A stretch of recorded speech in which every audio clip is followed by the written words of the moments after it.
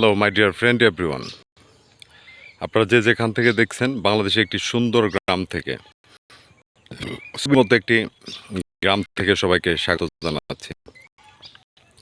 বাংলাদেশে প্রাকৃতিক সৌন্দর্য অনেক সুন্দর এবং খুব সুন্দর করে উপভোগ করার মতো।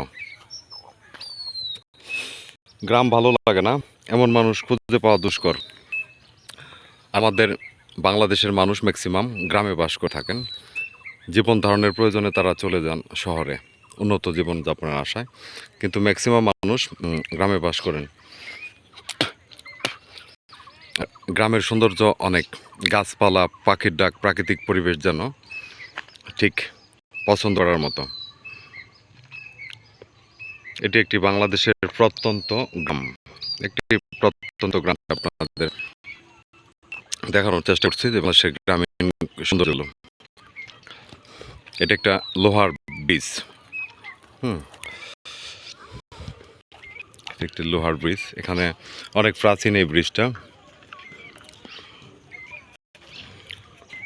এই যে গ্রামীণ ল্যান্ড, এখানে কৃষিকাজ করা হয়, বাড়িঘর, নদী। এটা এখানে একটা সুন্দর একটা নদী। ব্রিজটা দীর্ঘদিনের পুরনো, আমরা ছোটোবেলা থেকেই দেখছি এই ব্রিজগুলাকে, এমনকি আমরা উপভোগ করছি ছোটোবেলা থেকে সেই ব্রিজগুলা। এমন দেশটি ঠাকুর পানা কো তুমি, সকল দেশের রানী সেজে আমার জন্মভূমি। আমার জন্মভূমি বাংলাদেশটা অনেক সুন্দর, নদ নদী, প্রাকৃতিক সৌন্দর্য নিয়ে আমাদের এই বাংলাদেশ। যেদিকে চোখ যায় সেদিকে শুধু সৌন্দর্য আর সৌন্দর্য। গ্রামীণ পরিবেশ সত্যি ভালো লাগার মতো। আপনাদের কেমন লাগে গ্রামীণ জীবন, সেগুলো কমেন্টস অবশ্যই জানাবেন।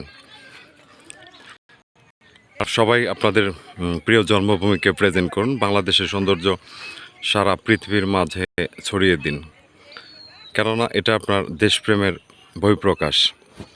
আপনার ভিতরে দেশপ্রেম থাকলেই আপনি দেশকে রিপ্রেজেন্ট করবেন নিশ্চিত, এটাই স্বাভাবিক।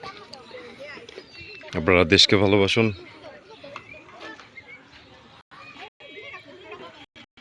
এবং বাংলাদেশের সৌন্দর্যকে পৃথিবীর মাঝে তুলে ধরুন।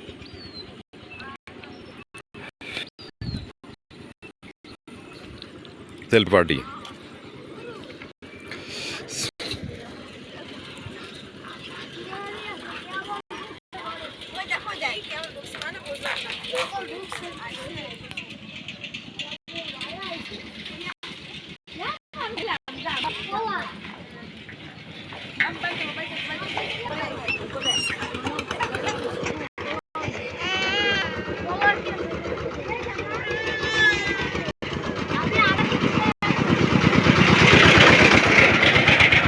যেদিকে চোখ যায় সেদিকে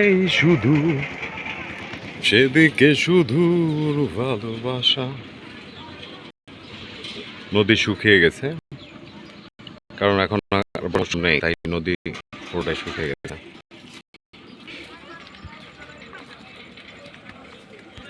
মারো মাছ মারো, ধরে না।